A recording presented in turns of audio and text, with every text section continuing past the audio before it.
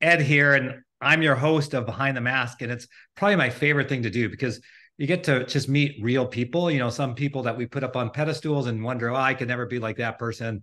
I could never be a physician or a CDO, CIO, whatever.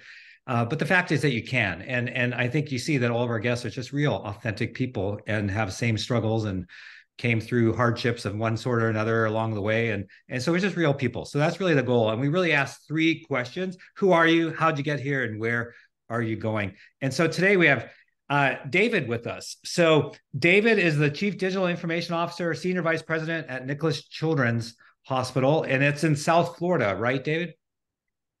That's correct. That's correct. It's gone by many names. It was initially called Variety Children's when it first was formed, and it became Miami Children's, and then most recently it's called Nicholas Children's Health System. So Yeah. I've been there for about 3.5 years. Yeah, that's cool. And some of my friends. So, because you and I have spoken before, but the CEO was like, when I was coming up in my career, he was coming up in his career. He was finance, I was IT, and we really connected and bonded. And I was just so proud of what Matt has done there. And I think others from university hospitals back in the early 2000s have also come over and joined you all. So that's really cool. I'm really proud of everyone and the great work that you do. And I, like I said, we've chatted before, and so I know the great work that you do. So I appreciate you being here with us. So the first section, it really is like, who are you? So was there a time, David, that you knew you were a leader? Like when you were a kid, did you know that you were a leader, or did it just kind of happen somewhere along the line in your career? I never really thought about whether I was a leader or not. I mean, I did all the usual, um, resume, college application sort of requirements, which is to be president or vice president or some leadership position of some club or student government thing. So I did those to help my students and to be participatory, but didn't really think about it much. And I decided early on to go into medicine. And as you know, medicine is pretty much an apprenticeship, and you run small teams. But again, you don't really think of yourself as a leader. You're just running a team for patient care. And I would say that it wasn't really until my early 40s when I kind of made the transition into IT and informatics that it occurred to me actually that I'm actually a leader. And I think the turning point for me was when I realized that I wasn't there to accomplish a goal. I was actually there to do that, but more importantly, I was really there. I was responsible for really the health, well-being, and lives of the people that are on my team, right? So that kind of, for me, that was the point which I thought to myself, I guess I actually am a leader. And then I said, well, I probably ought to invest in becoming a better leader if I can. And so I'd say early 40s is when it finally occurred to me.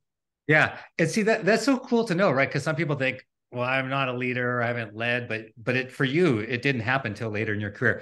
Hey, before we go on, a really interesting background that you have in your shirt. So I want to talk about that a little bit too. So your shirt is really cool. It's like I think most people have a visual on it, but just in case, it says "Make it a blockbuster night." It's got the old blockbuster. I love that shirt. Is that like a Well, reminder? I was kind of thinking about what to wear, and I kind of, when you had talked about it, you said, "Oh, I'm going to wear this," and I'm like, "Huh." I'm not used to like being on a video where I don't have to wear like Nicholas gear or like a Yeah. shirt and tie or something like that. And so I was thinking about, well, the Blockbuster was a huge part of my childhood, and all the way through college and medical school. So I figured, this is, I guess, part of who I am. Yeah, no, it's cool. And I recognize the building. Of course, I was a frequent customer. And then the 100 seasons. So is that basketball? You have some things behind you. Can you share a little bit about the things behind you? Sure, sure. I'm a Duke class of '93 for undergrad and Duke class of '97 for medical school, and I actually did my cardiology fellowship there, and I also was there in my early years of my faculty life, and so I'm a diehard Duke Blue Devil, and then the other one is Florida State, And being from South Florida, it's kind of iffy to show that, I suppose. But my dad actually came over from South Korea in the 60s, and his mission at the time was to figure out how he could help South Korea feed itself more effectively and efficiently. And so he came over to study food chemistry and food science at Florida State University. And so one of the first pictures I have actually is me in my crib, and then like above us is a Florida State University banner. And we used to try to, like, we lived in North Carolina, and so to listen to the radio, AM radio, to try and hear Florida State football games. And so it just, again, I'm a big Florida State football fan as well. Yeah, that's cool. Yeah, and I didn't know that your parents had basically immigrated then from South Korea. They did. They did. My father came over in the 60s, and then my mother came over a bit after that. And they lived for a while in Tallahassee. There are pictures of us going to Miami Beach, for example, when we were very, very, and then we, again, sorry, not us, my parents. And then from there, we moved to North Carolina, and I was born in Greensboro. So I'm your typical, second generation South Korean kid, which if you're South Korean, you'll know what I'm talking about. Yeah. No, that's cool. How did you get into healthcare? So how did you choose, oh, I want to be a doctor? How'd that happen? Was there like a defining moment sort of thing? I can't say that I have any conscious time that I said it. I mean, I have memories of preschool where I was going to be a firefighter or a police officer. Um, but then at some point, my next real memory is that I'm in Sunday school, and I have a stethoscope on and a small bottle filled with candy that I was giving away as medicine. And so, I mean, I don't remember this conscious decision, but I just from that time on, it's like, oh, I'm going to be a doctor. So it's been like that my entire from what I can remember. Yeah, and cardiology. How did you determine that you were going to specialize in cardiology? Yeah, so I knew that I wanted to go into I knew I didn't want to be primary care. And so I kind of thought through all the different specialties. And I think to some extent it kind of became, well, I'm probably not smart enough to be infectious disease or neurology, and I was terrible at neurology. And I was like, well, I could go into hematology oncology. I thought, like, dealing with cancer patients, but I was like, I'm not sure I can handle that emotionally. And so I was like, well, being a cardiologist at the end of the day, as long as I understand plumbing and electricity, right, I could probably do that. So that's kind of how I went into it. And it's a lot of procedures, and I like doing procedures as well. So, it's not particularly sophisticated. Yeah, no, that's super cool. Hey, what's one thing about you that the majority of your coworkers might not know? Um, well, I think probably one thing is that I do actually enjoy cooking a lot, um, but maybe not in the way people kind of generally think about it. I uh, I I don't know why it turned out like this, but I actually um, am like super obsessive compulsive when it comes to cooking and cooking proteins, and so like I use all these different technologies for cooking. Like one big one is sous vide, which is the use of water baths to cook different foods. And it's basically kind of came down because I couldn't stand it that like proteins would come out with different consistencies depending upon whether I was really paying attention or not. And so I like to cook, but I like to use a lot of technology when I cook. It's a little weird. That's cool. That's really cool. I know next time I'm down your way, I'll have to get an invite to come over and taste some of that. That sounds pretty cool. Absolutely, absolutely. I've worked on a lot of things that I feel are it's okay to reveal that I've cooked it, right? I have prepared some meals that are very questionable for some of my friends, and my family is generally the guinea pigs of the different things that I put together. So I do have a small set of things that I'd be okay to serve you. Cool. No, that'd be a lot of fun. Hey, as we kind of wrap up that "Who are you, David?" Section, was there a defining moment of any sort? So it doesn't have to be, healthcare, IT, or whatever, but like somewhere along the journey, like there's a defining moment in your life that sort of changed it or pivoted a trajectory that you were taking. So, I was I was a cardiologist doing translational research and was engaged in that work. And I kind of became involved at the University of Miami when they were putting in their electronic medical record, and it was just meant to be participatory, to represent research and physicians in it, and so that's why I got involved in the program, and I found actually that I liked it a lot, that it melded together technology and healthcare. I still felt that you could really make an impact on patients' lives. And so I did join the effort, and I really enjoyed it. Enjoyed working with the IT team, and then I guess really the seminal moment. But I was still practicing cardiology. I was still doing research. I was still doing everything else. And then I guess sort of in 2012, there was some changes in the administration, and I remember being called in to meet with the health system's COO. And I went into the office, and I meet with him from time to time anyway. And he said, "Well, David, there's going to be some changes. The Epic implementation hasn't been particularly smooth. Revenue cycle's not going very well. You know, I'm going to give you a chance to see if you can get it sorted out. You sort it out, you know, we'll see how it goes, right? You don't sort it out, well, I think we know how that was going to go." And he goes, "But I think you can. I know you can do it. But just so that you know, those are the parameters." So for me, then at that point, it really, medicine and research really took a big backseat, and I continued to see clinic patients, continue to do as much as I could, but really that took my trajectory in a really different direction towards Yeah. IT, obviously. Yeah. No, that's cool. And I had an opportunity, well, everywhere I served, except for Texas Health, we had a children's hospital. So, where I met Matt, your CEO, we had Rainbow Babies and Children's, and I spent a lot of time there. And it was very could be somewhat emotional at times because you take care of kids, and you have a lot of great outcomes down at Nicholas and every other place, and sometimes not great outcome. You see sad situations.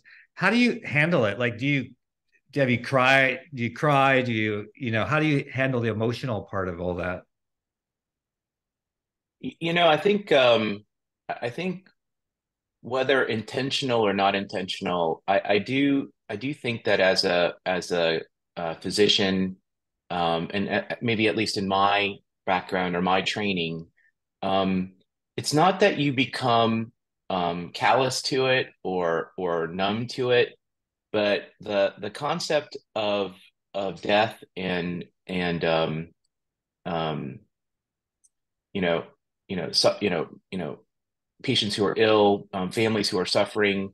It's unfortunately something that you see quite often, and it just becomes part of, unfortunately, your daily and weekly life. And so I do think that it's sort of morphed over time more towards it's extraordinarily sad, it's really terrible, and so if my kind of thinking about it over time has been, if I get overly emotional about it, if I reveal that side of it, then I do feel like in some respects I'm not really doing my job. And so, because my job should be to try and absorb and help and be both sympathetic and empathetic, and sort of try to help the family and help the patients sort of move past. This is a phase of life. It's an unfortunate, but it's a necessary, and frankly speaking, inabsorbable part of what's going to happen. And so I can't say that I get overly emotional in those scenarios. I think very, very early on I did, when I was a medical student and everything else, but I think over time I do try to maintain some level of evenness, mostly because I think I owe it to the families to do Yeah. so.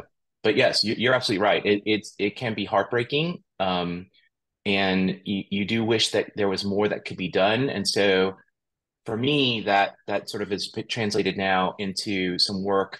I do work now at Nicholas around in the research and innovation space, and that's where I do think again, in addition to IT, I do think we can really do more for families to try Yeah. and see if we can move that sad day to a more distant point in the future. Yeah. No, I get that. That's super interesting. Was there a time that someone held you back? And again, this could be recent, it could be med school, could be junior high school, whatever. There are no parameters, but someone held you back, and how did you sort of overcome that? Well, I mean, I think I think as an Asian American growing up in America, particularly like at the time that I was born and reared in North Carolina, I do think that it really has been whether it's in your face or in the background. I would say that there's always been some issues of being part of the minority. I can't say that my story as a minority is similar to others. Yes or no? I would just say from my own personal experience, I do feel that there are things that happen, right? There's experiences that you have. There are things that you have in your face or in the background, and so I will say that perhaps I think about these things a bit differently, and so for me, it's really going to be along the scenarios. I'm not the smartest person in the world. I'm not genius IQ. I've met a lot of those people, and it's truly awe-inspiring. Um, I'm really about you know, outwork, um, outthink, plan ahead. Always anticipate problems, have a plan A, B, C, D, and E. And I think the other part of it is build consensus, try to avoid adversarial or competitive, especially within your own teams or your own colleagues. And so it's about hard work, anticipate and address issues and potential obstacles, and really build coalitions of the willing to try and to some extent even prevent the concept of people trying to hold you back, right? And even if they do, you have the ability to overcome and hopefully win them to your side in some Yeah. way. But that's sort of been my experience. So it's not really one or two things. It's just my experience as an Asian American. Yeah, no, that's really good. I mean, I know our watchers, listeners, viewers picked up on all that because there was some really sound advice that you gave there, a couple of pieces, and I think people will relate in their own way. I mean, not directly Asian American or what have you, but there'll be something there. So thank you for sharing that. That's really good stuff. Can you share your biggest mistake? Like what mistake did you make that you kind of like wish you had a do over? Well, I mean, I think I make so many mistakes. I mean, I think one of the biggest ones, it will sound overly trivial, but one of the biggest mistakes I've made actually is I forgot to bring my kids' soccer shoes with me when we went to a weekend tournament, like that was like 6 hours away. And I didn't realize it until we're about to go to bed. I'm like, all right, let's make sure we have everything. I'm like, holy cow, there are no soccer shoes for this boy. Okay, so that's that. I mean, again, in the grand scheme of things, but for me, like that's like really bad. Um, I think that I think one mistake I think that particularly has been very shaping actually was back when we were, and is sort of early on, we were implementing, Epic's ambulatory module, right? And back in the day. And, as the research person in the room, as the clinician and researcher, Epic had some very early research, tools that were included as part of the package. And, I was like, oh, I should do that. That should be one of the things I contribute to the team. And so I learned about it. I worked with Epic. We put in the two tables that were required, and I was like, wow, this is fantastic. And I was demonstrating it and showing people it, and oh, that's fantastic. And then when we went live, right, and we were, everybody's doing their scheduling, we went live, it completely imploded, completely didn't work. And I was like, what the heck happened? It makes total sense. You tag them when they get scheduled, and then you tag them when you register. Then all the bills, instead of going out the wrong way, they all go into the research guarantor. Like, of course, this should absolutely work. And that was the slap in the face of change management. That's the slap in the face of, just because IT puts something in, it doesn't mean anybody's actually going to use it. There was, so Yeah. so that for me was one of the things when I realized that, it's not about you install it and build it and they will come. It is, they better be building it with you. They better want to build it with you, and they better be super much, pretty much super engaged and owning it. Otherwise, it's a complete waste of your time and effort. So that was a really huge, you know, learning opportunity. Yeah. Um, and now you probably check for soccer shoes before you leave on the road trip. Oh, I'm telling you, if I could do it, I would actually have soccer shoes in the car at all times, so that when I inevitably forget again, oh, it's, I have another pair in the car. Of course, it'll be the wrong size. Yeah, right. I for a long time had in my office like an extra tie, an extra shirt, an extra everything because invariably I'd forget something because maybe I came straight from a workout or something and I'd be missing a tie, and that was like, oh my gosh, you know. So that's funny. Hey, in terms of the future, so what is one thing you would say to the undergrad graduating class at Duke, or maybe your kids' junior high or high school graduation? uh, Advice, not just general advice, but to relish a certain time of their life. Like, is there a particular time of your life? You know how we rush through things, right? I got to get through medical school. I got to get through this. I got to get through this. Right. And we need to take a breath. Like, is there one section of life that you would say, hey, really relish this time of your life? Well, I would say there's probably two things, and one of them is going to be completely what everybody says, and but I'm going to say it anyway because I do think it's super important, which is that you always have to, on a personal level, take the time for family and friends. And I think as a person who kind of went from thing to thing and being a very sort of goal oriented and goal driven person, you know, things don't always get prioritized maybe the right way until it's too late, or until it's, if you're far down the road, and then in some respects it's too late. And so I can't stress enough, I think, whether undergraduate, medical school, resident, whatever, you really do have to take time and make sure you have good relationships and intimate relationships with your friends and your family. And I think that's something that I think we all forget, even though everybody knows it. I think the second one is going to be that, and it doesn't always work, and the opportunities aren't always there, but I still think that, like, if I were to take my IT life, for example, I'm extraordinarily grateful for the opportunity. I'm extremely grateful for the team that I work with and the leadership team. Um, but at the end of the day, a lot of it is a grind, right? By definition. But frankly speaking, most careers, a lot of it is a grind, right? And so in the midst of that, I still think that there has to be something about what you do that is aligned with what you do that you find delightful. Something that you like at the end of a day, you're like, I get to sit down Yeah. for half an hour and work on something that really, for me, it's aligned with what I do, but it's something I find delightful. So for me, that's working with data. So setting up for data, working on data, analysis of data. And it's not even just like me doing the data, it's like thinking about other people getting to work with this data. And so that's the thing that, even in the midst of the grind, that's something I find delightful and I find very fulfilling, as part of what I do. So it helps to, it helps to keep you grateful beyond the grind. Yeah. Yeah. No, those are two really good things. Hey, on the personal side, what are some what's one goal that you have in the future? So, we all have our career goals and things like that, but on the personal side, is there something big that you're going after?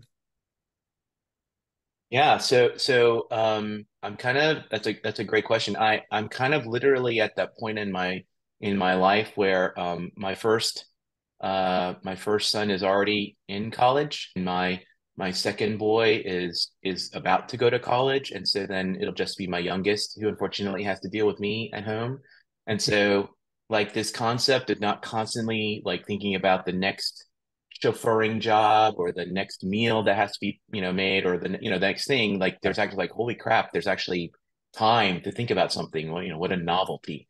And so for me, I think the area that I've been exploring and thinking through and talking with lots of people is really around kids with autism spectrum disorder.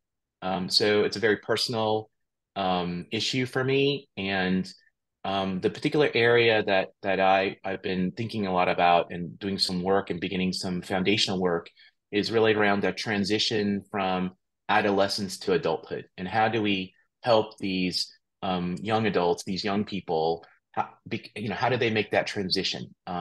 Because it's exactly what it sounds. It's a spectrum, Yeah. and so how do they learn how to drive? How do they, learn life skills? If they want to get an education beyond high school, how does that happen? What are programs that are available to them? So even though there's a lot of information and there's a lot of great programs, there's not a lot of like, I go here and I find out about it and I can do something with it. Or there's a Yelp for this. There's not, right? And I guess I'm showing my age by saying Yelp, but there's not like the Blockbuster shirt, right? So there's like, where's that information that's actionable that people, in that situation, both young people and their families, what are their resources? Where do they go to find out about this stuff? And so that's kind of I'm kind of formulating how to do it, kind of like I said, doing a lot of foundational work, but that's sort of, I feel it'll be a next thing that I tackle on the personal side of things. That's very cool. So, David, I really appreciate this opportunity to get behind the mask and get a little deeper with you on the personal side and learn a lot about you. I know you're doing great things on the digital side at Nicholas, and you're doing a lot with patient engagement and experience in the families, which obviously as a children's hospital, the family part is very critical as well, more so than a, typical acute care setting. And you guys are doing great things down there. So thank you for sharing and being with us and being real. I appreciate the opportunity. I didn't know how this was going to go, but it went okay, I think. Yeah, no, David, you're a fabulous person. It was great to see the heart of who you are behind the mask. So, thanks again, and everyone, thanks for watching, and we appreciate you.